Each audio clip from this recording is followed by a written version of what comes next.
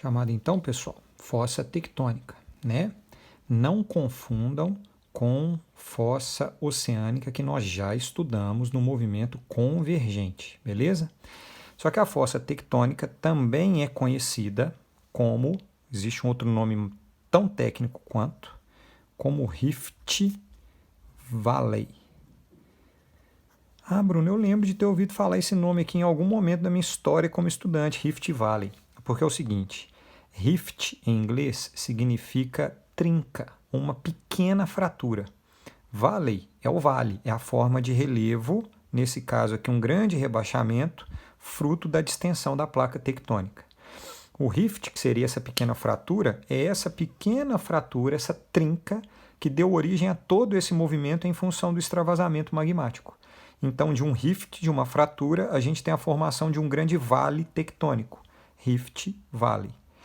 Como a gente está falando que pode acontecer esse rebaixamento extremo da placa tectônica, existem alguns lugares no planeta Terra cujo rebaixamento é tão intenso que pode chegar a ter, em áreas continentais, formas de relevo mais baixas que o nível do mar.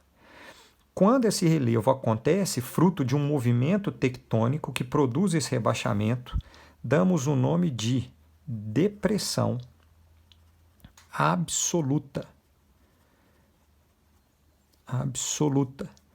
Existe uma depressão absoluta famosíssima no planeta Terra chamada de Mar Morto.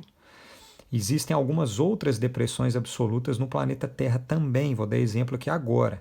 Então, a depressão absoluta ela é fruta de um tectonismo divergente que produz uma fossa tectônica ou um Rift Valley, que pode vir a ser uma depressão absoluta quando ela está abaixo do nível do mar. Beleza? Que é um Rift Valley ou uma fossa tectônica abaixo do nível do mar. Nesse cenário que eu acabei de desenhar, repara que a gente tem duas grandes estruturas. Uma estrutura que foi rebaixada em função da distensão e uma estrutura que se manteve elevada que não sofreu a distensão. Existe um nome dado para as duas. É a fossa, o rift ou depressão absoluta, que é essa parte rebaixada, mas que também, quarto nome, é conhecido como Graben. É um nome alemão chamado de Graben. E essa parte que não sofreu a distensão, que são duas estruturas que se mantiveram praticamente intactas e mais elevadas, elas recebem o nome de Horst. Então nós temos aqui nesse desenho dois Horsts e um Graben. O Graben é a estrutura que sofreu rebaixamento. O Horst é a estrutura que se manteve sem a distensão, a estrutura que se manteve mais elevada. Essas duas estruturas compõem uma grande fossa tectônica, ou um Rift Valley, ou uma depressão absoluta, que mais precisamente é o Graben. Esse modelo de relevo, fruto do tectonismo, ele acontece hoje no mundo, ele existe numa área famosíssima no continente africano, que é conhecido como Rift Valley africano. O Rift Valley africano, ele é um grande vale formado por movimento tectônico divergente que está localizado aproximadamente ao longo desse tracejado aqui. Então, esse grande vale, ele é alongado nesse grande tracejado que é o Graben.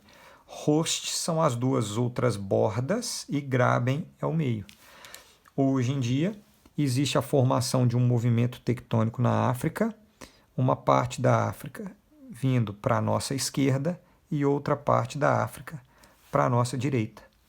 Esse ambiente que está formando hoje em dia esse movimento, esse modelo, ele é conhecido como neotectônica, ou seja, uma nova tectônica se formando. Por que isso vai acontecer?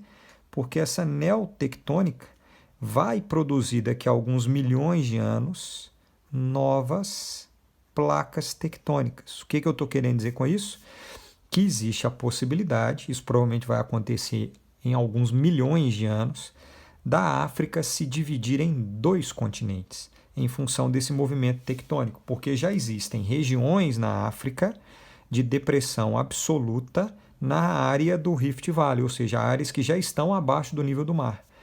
E a tendência é o Mar Vermelho, que está localizado aqui, ele entrar nesse Graben na medida em que ele vai aprofundando, o Oceano Índico, que está aqui, entrar nesse Graben na medida em que ele vai rebaixando, e esse processo dividir a África em duas grandes placas tectônicas em função da distensão, da neotectônica e do fraturamento.